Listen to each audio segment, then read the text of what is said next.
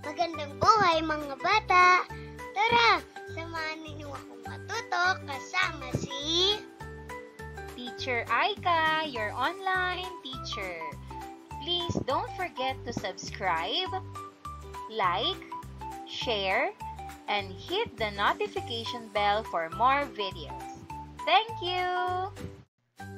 Matatag Curriculum, Filipino, Grade 5. Quarter 1, Lesson 3. Ang ating mga aralin ngayong araw ay tungkol sa kwentong kababalaghan, pang-abay na panalungat, at graphics o illustrations. Muli, ako si Teacher Aika, ang inyong online teacher. Simulan na natin! Mga kasanayan at layunin. Una, nauunawaan ang tekstong naratibo, kwentong kababalaghan. A. Nakikilala ang realidad at pantasya. B. Nakapagbibigay ng angkop na pamagat sa teksto. Pangalawa, nagagamit ang mga salitang may denotasyon at konotasyong kahulugan sa pagbuo ng pangungusap. A. Formal na definisyon. Pangatlo, nagagamit ang angkop na diksyon o kaangkupan ng salita o retorika at estilo sa pagpapahayag ayon sa layon, magsalaysay at maglahad. Pang-apat, nagagamit ang mga bahagi ng panalita sa pagpapahayag. A. Pang-abay, panang-ayon. Pang-lima, natutukoy ang mga elemento ng multimedia. At pang-anim, graphics, illustrations. Unang araw. Magkaroon muna tayo ng isang munting balik-aral. Teksto, basa. Basahin ang tekstong Ang Magkaibigang Judy at Eliza na isinulat ni Andelaine R. Tahanlangit. Matalik na magkaibigan sina Judy at Eliza. Magkasing edad sila sa gulang na 11. Kapwa sila mag-aaral sa ika-5 baitang. Mas matangkad at mas payat si Judy kaysa kay Eliza. Di hamak na masinop naman si Eliza kaysa kay Judy. Di gaano ngumingiti si Judy sa mga kaklase niya, kaya palagi siyang pinapayuhan ni Eliza na maging palakaibigan. Sa kabila ng kaibahan ng kanilang ugali, ay nananatiling matatag ang pagkakaibigan ng dalawa.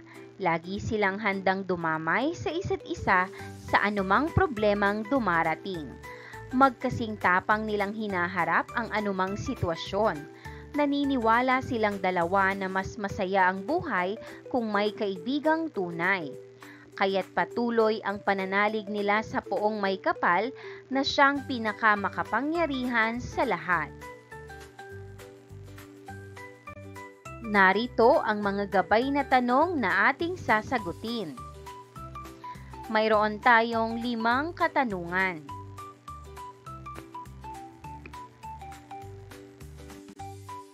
Sagutin natin. 1. Sino ang matalik na magkaibigan? Sagot, sina Judy at Eliza ang matalik na magkaibigan. 2. Anong mga katangian ang taglay ng magkaibigan?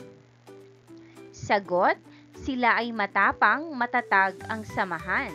Masinop si Eliza at palakaibigan. Si Judy naman ay tahimik ngunit maaasahan. 3. Mayroon ka rin bang kaibigan? Paano mo siya pinapayuhan? Maaaring sagot, oo, pinapayuhan ko siya na laging maging mabait, mag-aral ng mabuti at lumapit sa Diyos sa oras ng problema. 4. Bakit mahalagang magkasundo ang magkaibigan? Sagot, mahalaga ito upang tumagal ang pagkakaibigan at maging masaya ang samahan. 5. Sa paanong paraan mo hinaharap ang mga pagsubok na iyong nararanasan? Sagot, hinaharap ko ito ng may tapang, pananampalataya sa Diyos, tulong ng pamilya at mga kaibigan. Tala, pang-uri. Balikan at basahin muli ang tekstong Ang Magkaibigang Judy at Eliza. Itala ang mga pang-uring pahambing na ginamit dito. Ilagay ito sa talaan. Photo essay. Gamit ang sumusunod na larawan, bumuo ng isang kwentong nagsasalaysay o naglalahad. Tingnang mabuti ang tatlong larawan. Anong kwento kaya ang kaya mong mabuo gamit ang mga ito?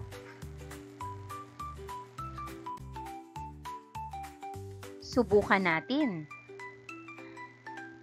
Isang araw, isinilang ang isang malusog na sanggol na nagdala ng tuwa at pag-asa sa kanyang mga magulang.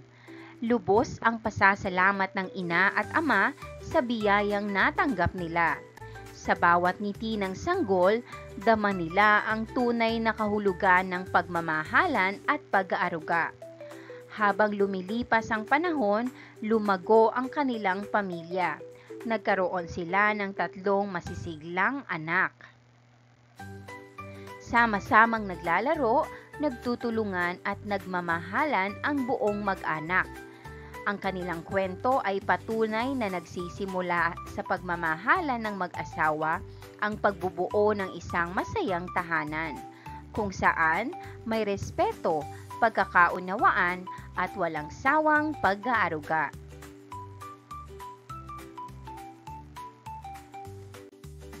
Batay sa mga ibinahaging kwento, ilahad ang pagkakaiba ng pagsasalaysay at paglalahad. Pagsasalaysay, ito ay pagkukwento. May mga tauhan, lugar at mga pangyayari na sunod-sunod. Halimbawa, noong isang araw, nawala ang bola ni Ana.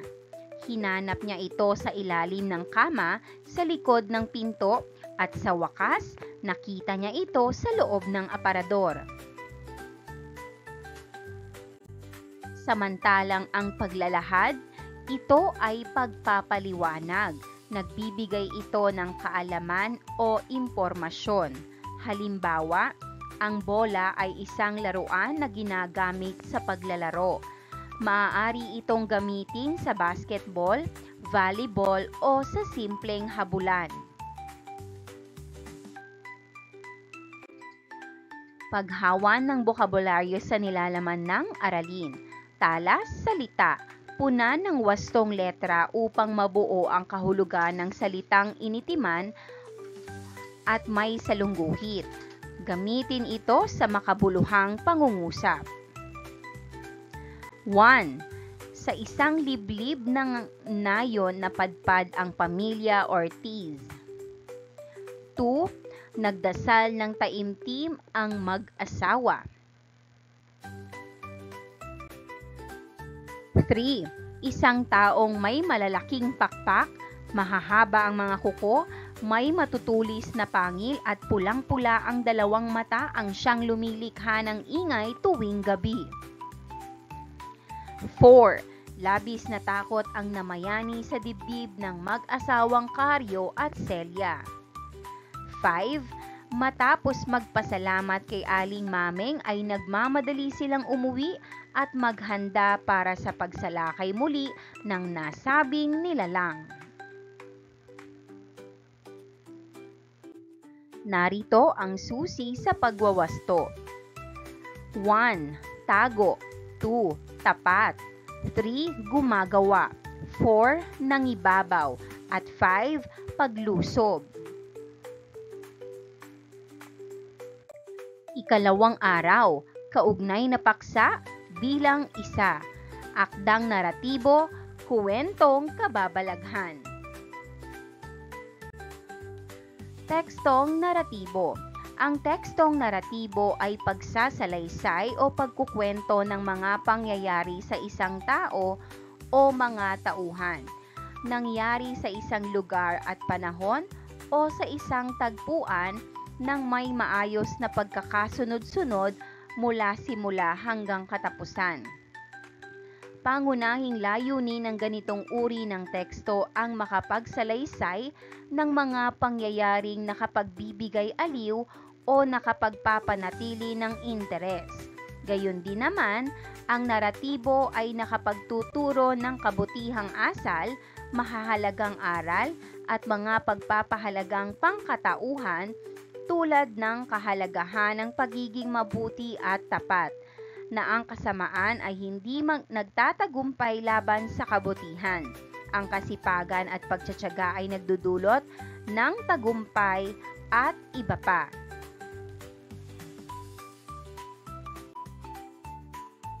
Ang mga mambabasa ay direktang isinasama ng manunulat sa isang tekstong naratibo at nagiging saksi sa mga pangyayaring kanyang isinasalaysay.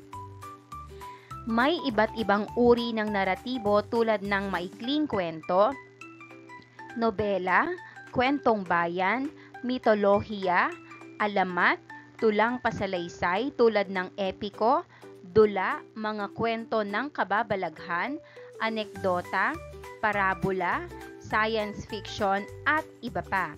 Iba't ibang uri ito, subalit may iisang pagkakapareho. Ang bawat isa'y nagkukwento. Kwentong kababalaghan. Pinag-uusapan ang mga salaysaying hindi kapani-paniwala. Kwento basa. Basahin ang isang halimbawa ng kwentong kababalaghang pinamagatang Ingay sa Bubong ni Dr. Andilaine R. Tahanlangit. Pagkatapos ay sagutin ang mga tanong na kaugnay sa kwento. Ingay sa Bubong ni Andilaine R. Tahanlangit. Sa isang liblib na nayon napadpad ang pamilya Ortiz. Galing sila sa malayong lalawigan at naisipang lumipat ng ibang lugar. 4 ang anak ng mag-asawang Carlo at Celia, sina Domeng, Ben, Katya at Susie. 8 buwang buntis si Celia sa panlimang anak nila ni Carlo. Isang gabi, habang mahimbing na natutulog ang mag-anak, naalimpungatan si Celia nang may marinig siya sa bandang bubungan nila na parang mga pakpak na pumapagaspas. Dali-dali niyang ginising si Carlo. Carlo, gumising ka dali. Parang may kung anong sa ibabaw ng bubong natin. Gising ni Celia kay Carlo. Pupungas-pungas nang bumangon si Carlo at pinakinggan ang ingay.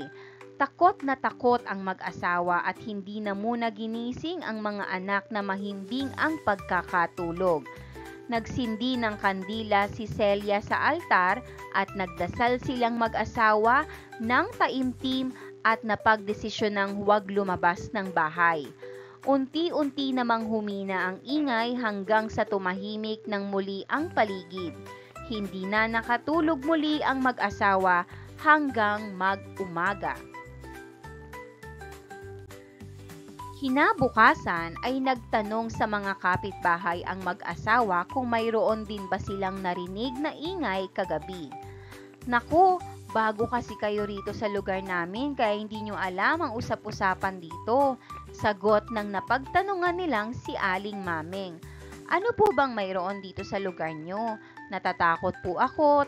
Sa 1 buwan ay kabuhanan ko na. Nahihintakutang turan ni Celia.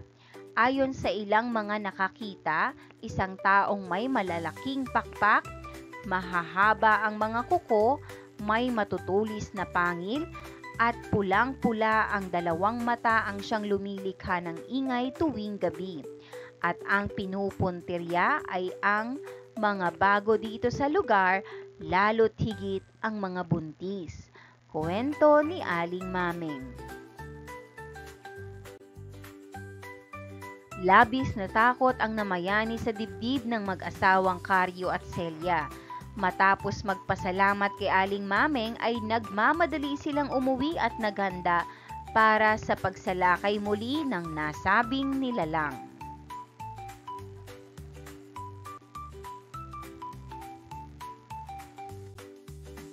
Narito ang mga gabay na tanong.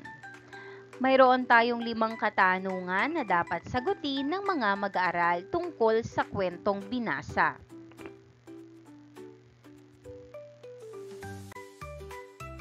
Narito naman ang sagot. 1. Sino ang mga tauhan sa kwento? Sagot, ang mga tauhan sa kwento ay sina Karyo, ama ng pamilya; Celia, buntis na ina; Domeng, Ben, Katya at Susie, mga anak ng mag-asawa; Aling Mameng, kapitbahay na nagkwento tungkol sa nilalang. 2. Anong narinig nilang lumilikha ng ingay sa bubong?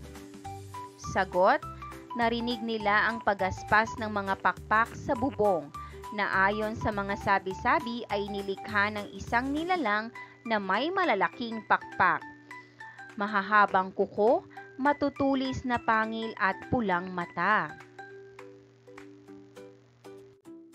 3. Gaano katotoong mayroong ganoong uri ng nilalang?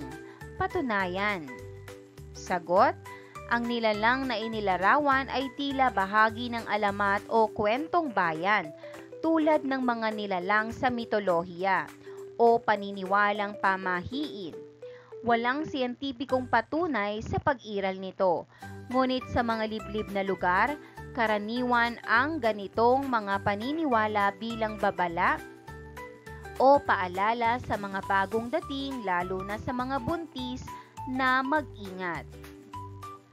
4. Sa iyong palagay, tama ba ang ginawa ng mag-asawa na umuwi at maghanda? Ang sagot, oo, tama ang ginawa ng mag-asawa na umuwi at maghanda. Bilang mga magulang, responsibilidad nila ang kaligtasan ng kanilang pamilya, lalo na't may panganib, totoo man o hindi. Ang pagiging maingat ay mas mainam kaysa magsisi sa huli. 5. Kung kayo ang nasa kwento, ano ang gagawin nyo?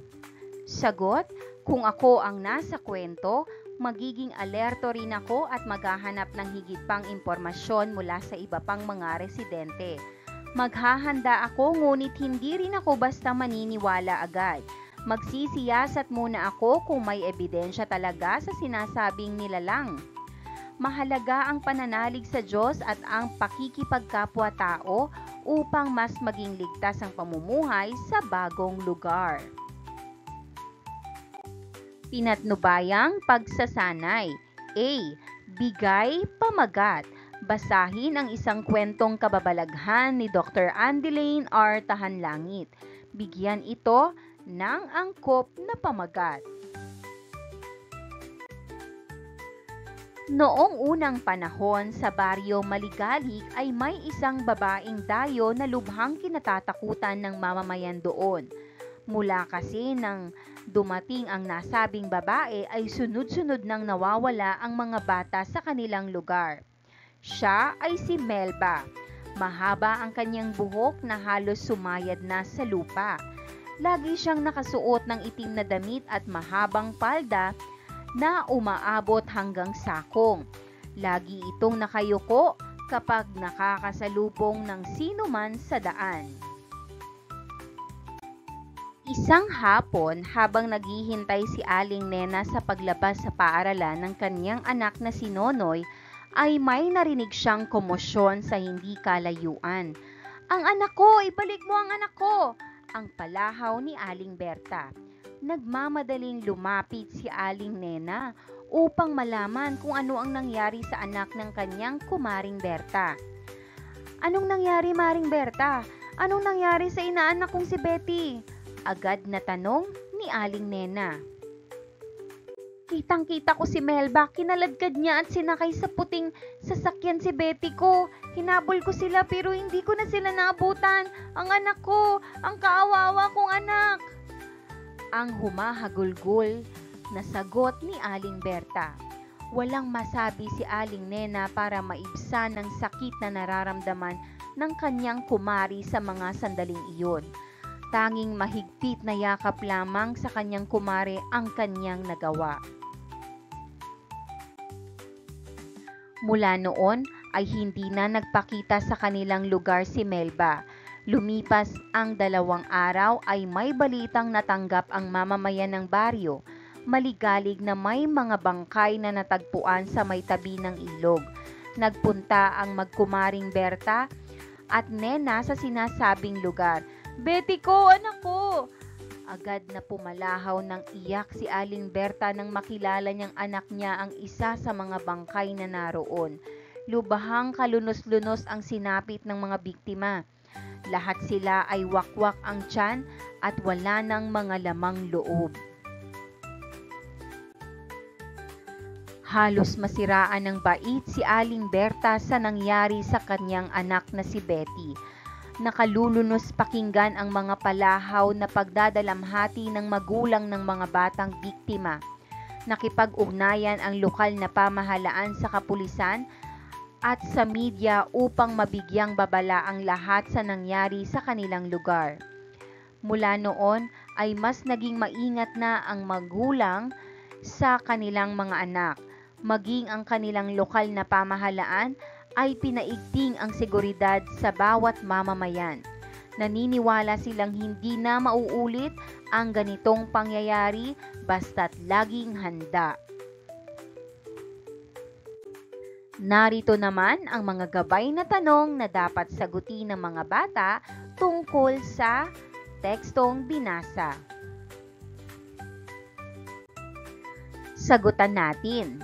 1. Sino ang tauhan sa kwentong binasa?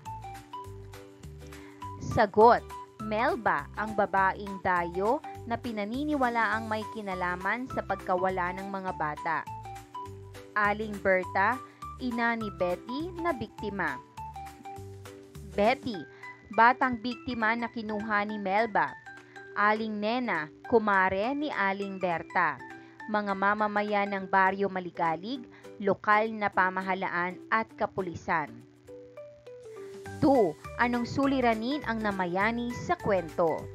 Sagot, ang pangunahing suliranin ay ang pagkawala ng mga bata at ang karumal-dumal na sinapit ng kanilang mga katawan matapos matagpuan sa tabi ng ilog na may kaugnayan sa isang kahina-hinalang dayo sa baryo.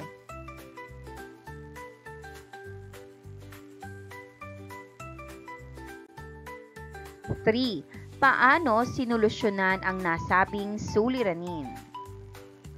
Sagot, nakipag-ugnayan ang lokal na pamahalaan sa kapulisan at media upang bigyang babala ang mga mamamayan. Pinaigting ang seguridad sa baryo upang hindi na maulit ang nangyari. 4. Tama ba ang ginawa ng lokal na pamahalaan nila na makipag-ugnayan sa kapulisan at media? Sagot, oo, tama ang ginawa nila. Ito ay isang responsableng hakbang upang maipabatid sa publiko ang panganib at upang mapigilan pa ang mas maraming biktima.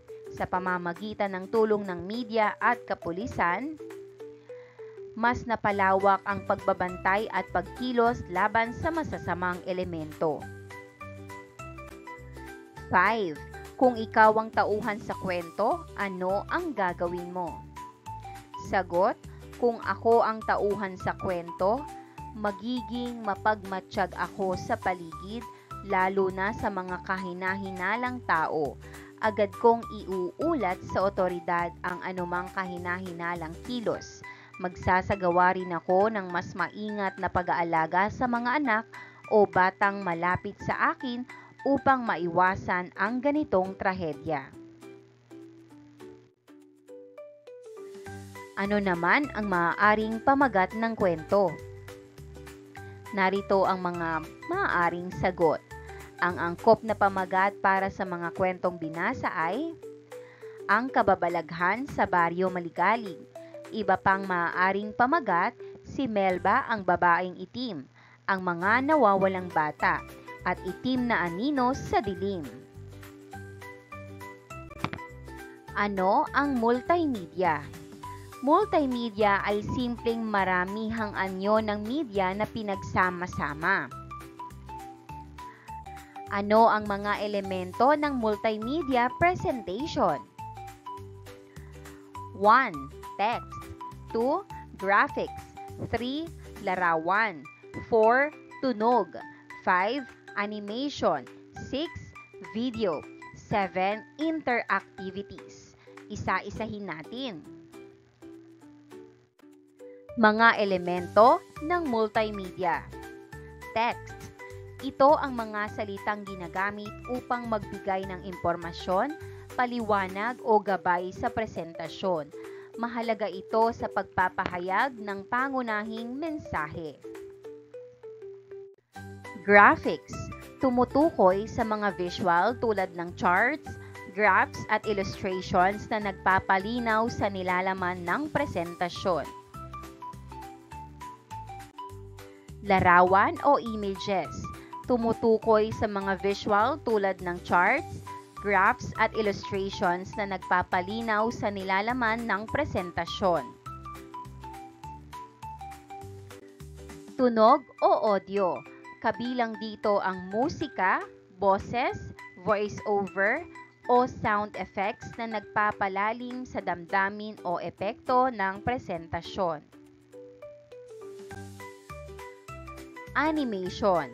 Mga gumagalaw na larawan o graphics na nagbibigay aliw at nagpapadali sa pag-unawa ng konsepto. Interactivities. Mga bahagi ng presentasyon na naaapektuhan ng aksyon ng manonood. Halimbawa, clickable, buttons, quizzes, forms, upang maging mas engaging at participatory ang karanasan.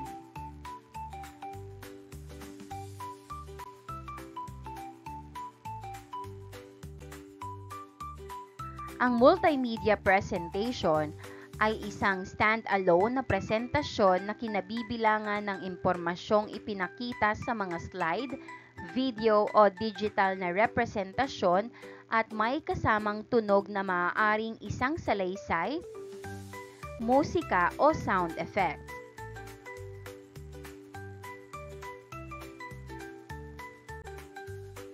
Pili, pick, no. Pagmasdang mabuti ang mga larawan at isulat sa kwaderno kung ano ang nakikita sa bawat larawan.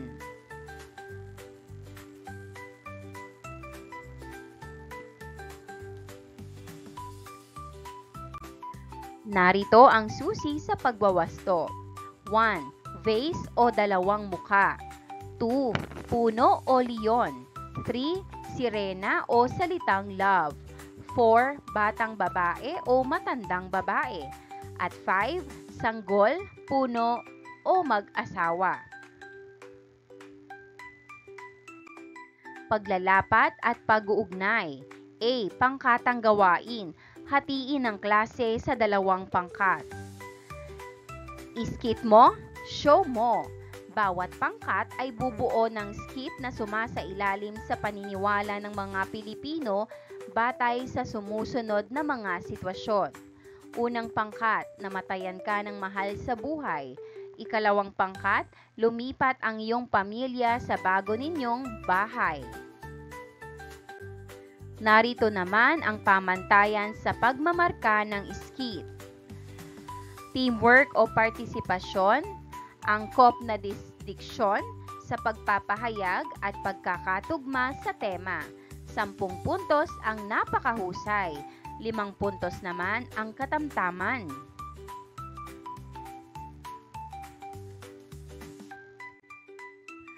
Paglalapat at pag-uugnay. P-explain, ipaliwanag ang mensaheng nais iparating ng larawan. Ano ang makikita sa larawan? At basahin natin kung ano ang nakasulat. For a fair selection, everybody has to take the same exam. Please climb that tree.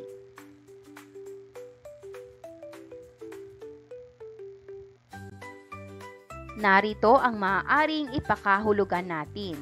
Ipinapakita ng larawan na hindi lahat ay pareho ng kakayahan. Tulad ng mga hayop sa larawan, may kanya-kanyang galing ang bawat isa, kaya hindi dapat pare-pareho ang batayan ng pagsubok sa lahat. Mahalaga na kilalanin at igalang ang iba't ibang talento at kakayahan ng bawat isa. Ikatlong araw, kaugnay na paksa bilang 2, pang-abay na panang-ayon.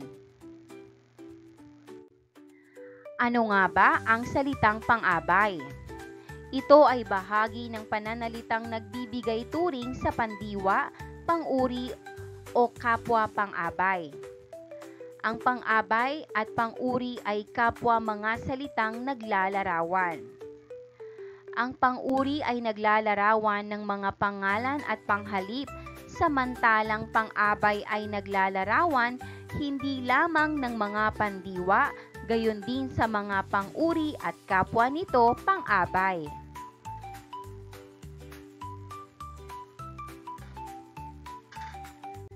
Narito ang mga uri ng pang-abay. Pamanahon. Ang pang-abay kapag nagsasaad ng panahong ikinaganap ng bagay o gawaing sinasabi ng pandiwa. Halimbawa, tuwing gabi ay nagbabasa kami ng asawa ko ng Biblia. Panlunan. Ang pang-abay kapag nagsasaad ng lunan o puok na pinangyarihan ng kilos. Halimbawa, itinuturo sa paaralan ang kagandahang asal.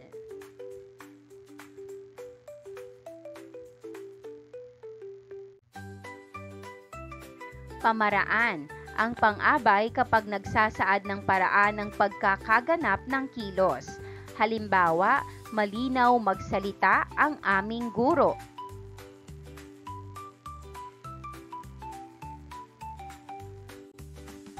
Panulad. Ang pang-abay na nagsasaad ng paghahambing. Halimbawa, lalong nauunawaan ang mga aralin kung pag-aaralan ito. Panggaano. Ang pang-abay na nagsasaad ng dami, sukat o timbang.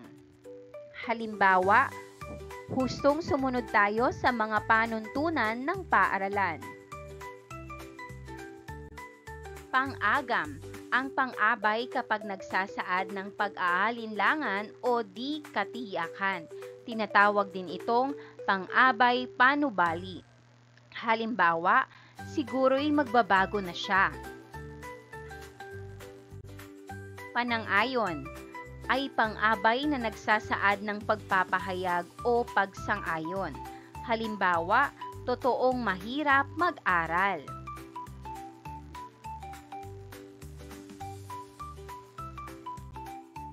Pananggi ay pang-abay na nagsasaad ng pagtanggi, di pagtanggap o pagbabawal. Halimbawa, hindi bumabagsak ang batang masipag. Panunuran ay pang-abay na nagsasaad ng pagkakasunod-sunod. Halimbawa, kahuli-hulihang tinawag ng guro ang batang walang takda.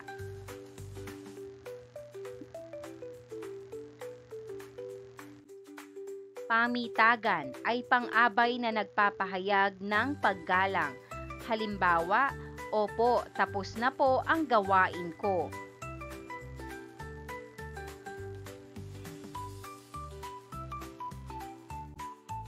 Panuring ay pang-abay na nagpapahayag ng pagtanaw ng utang na loob. Halimbawa, maraming salamat at tinulungan mo ako.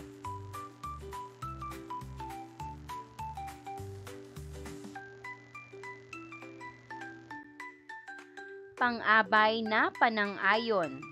Ang pang-abay na panang-ayon ay isang uri ng pang-abay na nagsasaad ng pagsang-ayon sa salitang, kilos o pandiwa, pang-uri o sa kapwa pang-abay sa pangungusap.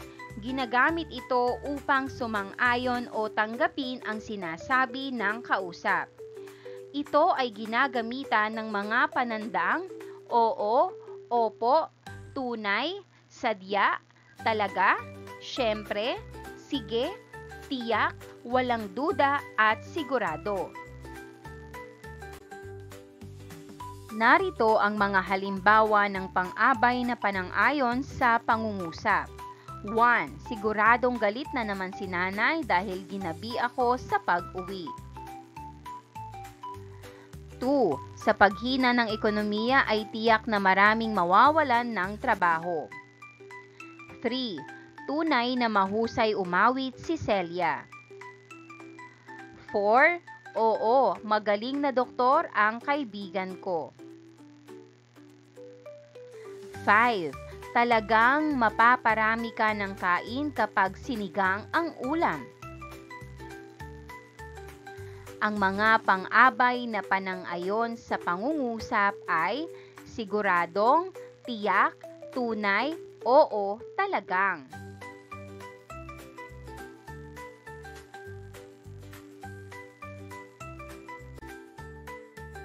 B. Denotasyon at konotasyon. Denotasyon. Ito ay tumutukoy sa formal at literal na kahulugan ng isang salita.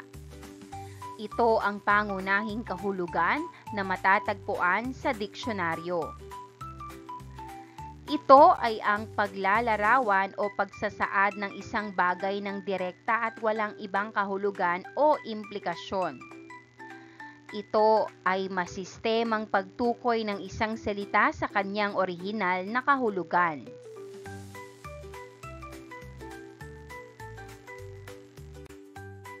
Halimbawa ng denotasyon.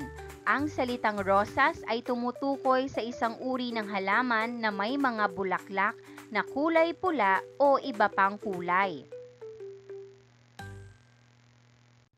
Konotasyon. Tumutukoy sa mga dagdag na kahulugan o implikasyon ng isang salita. Ito ay ang mga emosyonal, sosyal at kultural na konsepto na nauugnay sa isang salita. Ito rin ay nagbibigay ng iba't ibang pag-unawa at interpretasyon batay sa konsepto ng paggamit nito.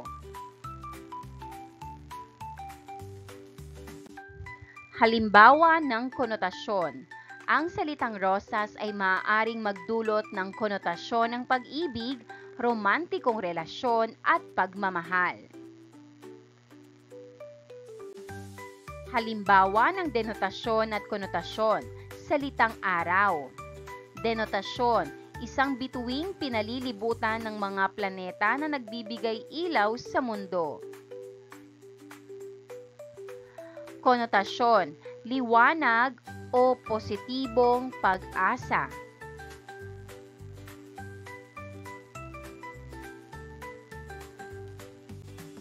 Salitang sisiw. Denotasyon, isang uri ng manok na nasa unang yugto ng buhay.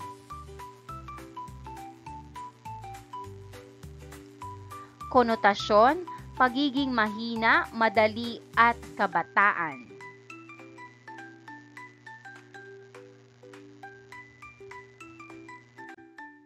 Salitang tahanan. Denotasyon, isang lugar kung saan nakatira ang isang tao o pamilya.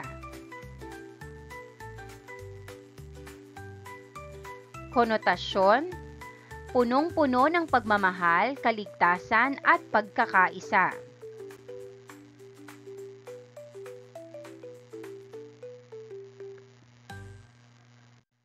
Pinatnubayang pagsasanay. A. Bigkas tula. Pagbasa ng isang tulang pinamagatang Pilipino Ako ni Dr. Andelaine R. Tahanlangit. Basahin natin ang tula. Pagiging Pilipino'y nararapat lamang ipagmalaki. Tunay na may malasakit at hindi makasarili. Handang tumulong sa kapwa anumang sandali. Talagang dumaramay at kumakandili. Maraming pagkakataong ating nasaksihan sa mga unos at trahedyang ating naranasan sa pandemya, kalamidad o bagyong dumaan. Tiyak ang pagtulong sa mga nangangailangan.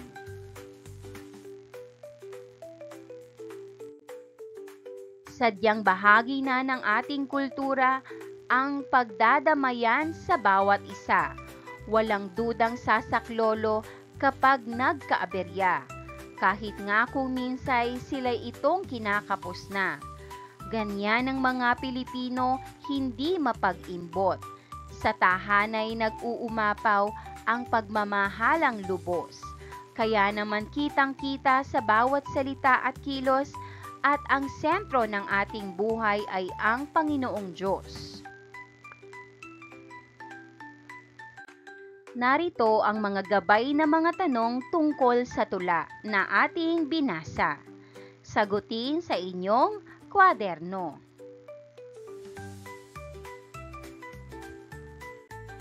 Sagutan natin.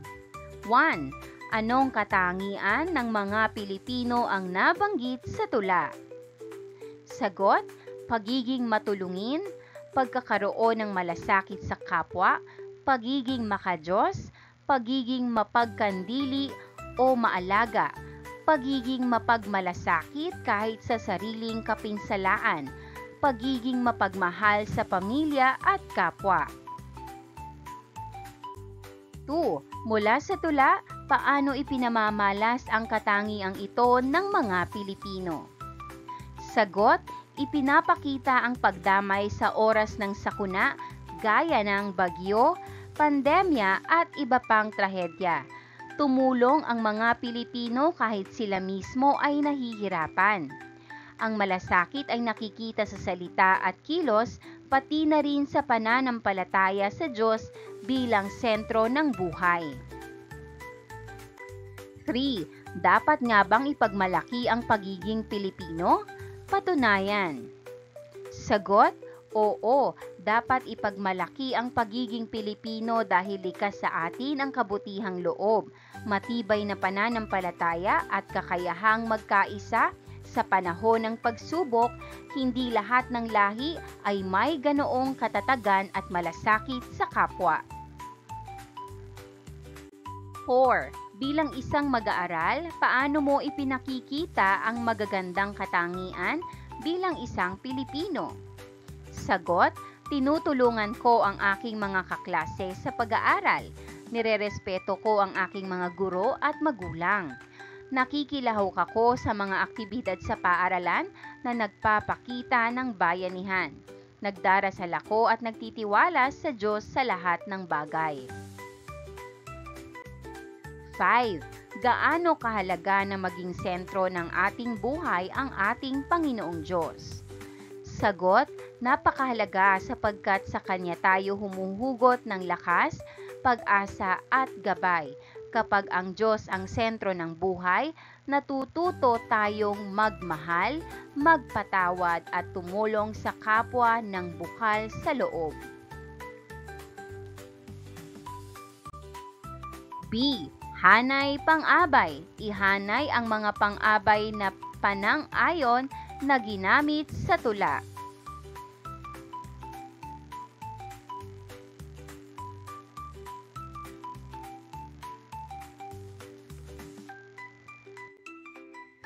Paglalapat at pag-uugnay, tukoy, konotasyon.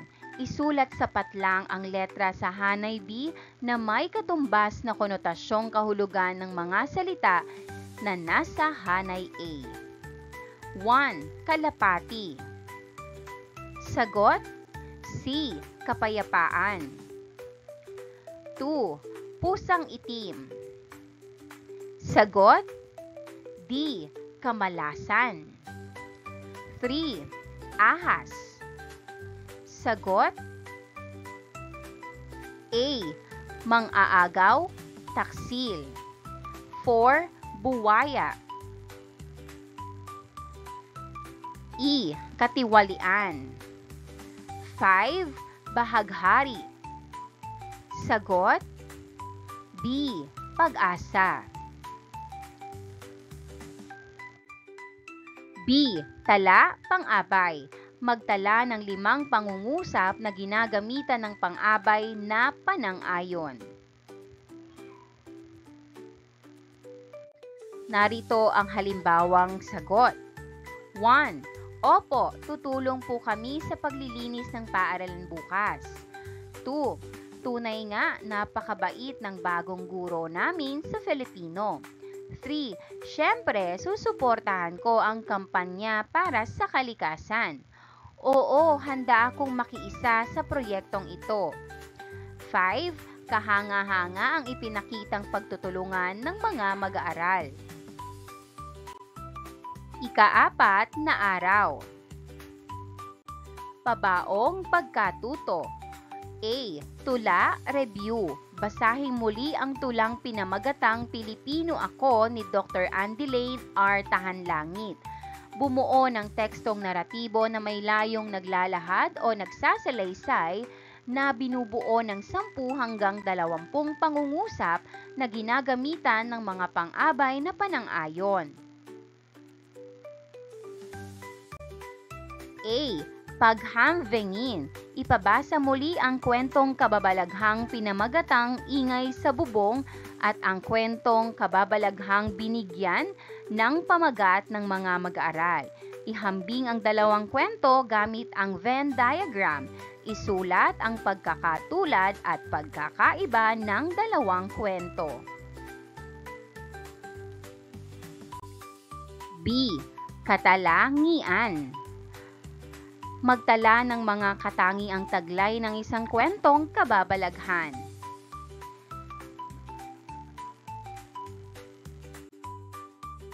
Para sa ating pagsusulit, A. Ibigay ang konotasyon at denotasyong kahulugan ng sumusunod na mga salita.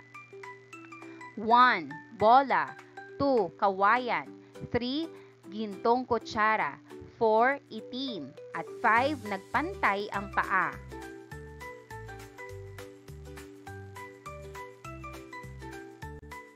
B. Panuto. Isulat sa patlang ang wastong sagot. 1.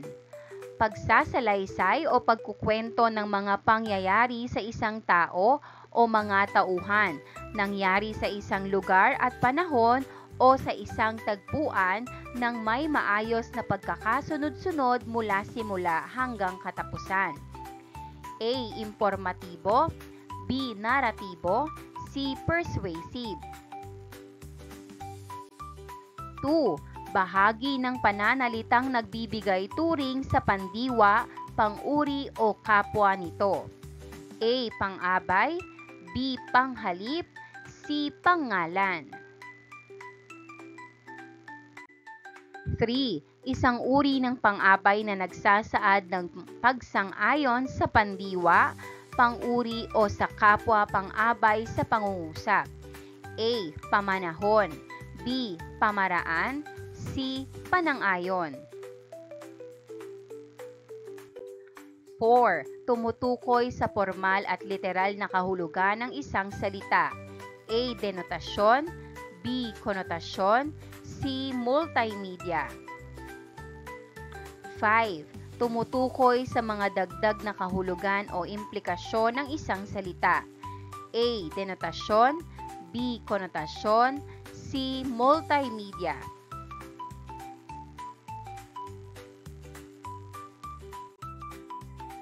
Narito ang pagsusulit, susi sa pagwawasto. A at B.